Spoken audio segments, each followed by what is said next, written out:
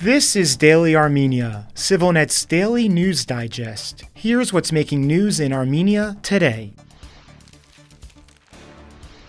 France's president has defended his country's sale of weapons to Armenia by saying Yerevan has the right to protect itself against future acts of aggression. I think we all arm ourselves precisely to avoid war, and if you look at the past decades, it seems that Azerbaijan did equip itself much more than Armenia. And if my memory is right, Azerbaijan did launch a terrible war in 2020. Emmanuel Macron told reporters yesterday at a press conference at this year's European Political Community Summit in the United Kingdom. The Azerbaijani reporter who posed the question attempted to interrupt Macron, which prompted the president to quip that it was a press conference, not a debate. He continued, "It's normal to answer the request of a sovereign country which wants to equip itself and feels it can be aggressed by another one." Macron underscored that Armenian Prime Minister Nikol Pashinyan has never said anything to him about having a plan of war or aggression, and that the primary problem as of late has been Azerbaijan taking Armenian territory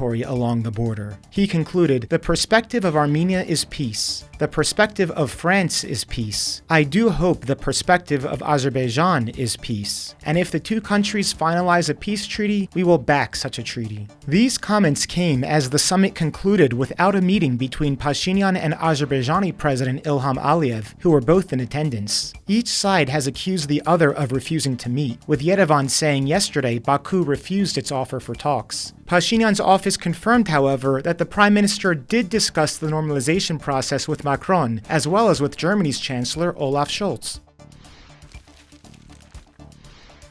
Armenian law enforcement has opened a criminal probe on charges of alleged negligence after a small military plane crashed this morning during a training exercise, killing 2 service members in the central Kotayk region. The Defense Ministry named the service members killed as Senior Lieutenant Armen Isahanyan and Cadet Armen Khachaturian. The accident took place near the town of Yerevan, north of Yerevan, and involved a Soviet-era single-engine biplane. It marks Armenia's latest of numerous non-combat army deaths. According to a tally kept by the Prosecutor General's office, the majority of deaths in the army last year did not take place in combat. Only 19 of the 54 soldiers lost last year were killed in action. More died in accidents, including those related to mishandling weapons or by suicide.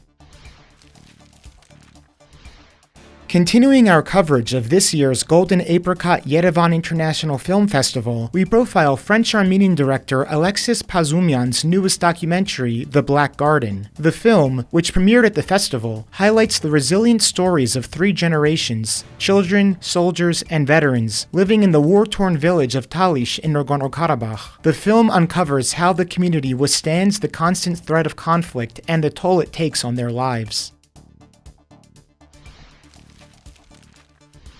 In the latest episode of CivilNet's podcast series, Eric Hakopian and Patrick Elliott debunk common misperceptions in the diaspora about living in Armenia. They tackle issues like the economy, the security situation, and cultural nuances, in hopes those who don't live in Armenia can be more discerning about what they hear, especially on social media, and when possible, come see it for themselves. You can find links to both broadcasts in this video's description and on our website. And finally, the CivilNet number of the day is 100. That's because RestoFest 2024 starts today, bringing together more than 100 restaurants to the streets of downtown Yerevan. The festival will give visitors the opportunity to discover the city's diverse cuisine and to take part in masterclasses with chefs from noted restaurants. It runs through Sunday. And as always, please follow CivilNet for the latest news and independent reporting from our contributors on the ground here in Armenia.